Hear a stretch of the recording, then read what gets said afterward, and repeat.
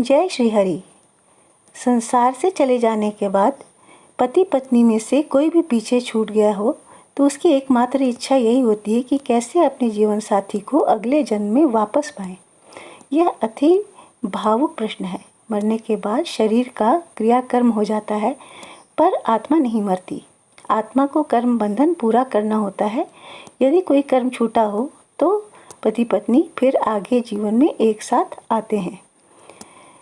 और यदि प्यार स्वार्थ रहित, निश्चल, निष्कपट हो तो एक अति सूक्ष्म तार से दोनों बंधे होते हैं और अगले जन्म में दोनों किसी भी परिस्थिति को पार कर जरूर मिलते हैं, क्योंकि उत्कट एकमात्र इच्छा ऐसा वेग है कि ब्रह्मांड भी इससे प्रभावित हो जाता है। भगवान भी आशीर्वाद देते हैं। और यदि पति पत्नी स्वार्थी हैं, देखने पर लगेगा कि परिवार धन धान्य संतान ऐश्वर्य से भरा है, परंतु आपस में प्रेम नहीं है, तो मरने के बाद दोनों दो दिशा में चले जाते हैं। यह आपस में अगले जन्म में मिलना, इसे प्रमाणित करना कठिन है, परंतु भगवान ने मनुष्य को बुद्धि भावना से परिपूर्ण बनाया है। आंखें जो नहीं देख सकती, महसूस कर सकती हैं। यदि आत्मा की उपस्थिति आसपास हो तो कई ऐसे संकेत मिलेंगे कि आप समझ लेंगे कि आपका साथी आसपास है। आत्मा अपने प्रियजन से बिछड़ना नहीं चाहती है तो अक्सर आसपास होती है।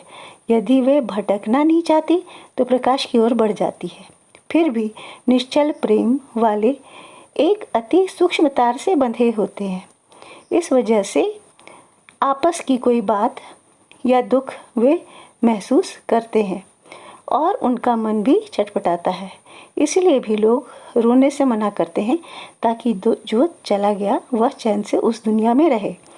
हिंदू धर्म में मृत्यु के बाद कर्म के अनुसार दंड या पुरस्कार सभी भोगना है, ऐसा सिद्धांत है, और उसी अनुसार पुनर्जन्म भी मिलता है। आत्मा क्या है, मरने के बाद क्या होता है, इस पर कई खोज चलते रहते हैं।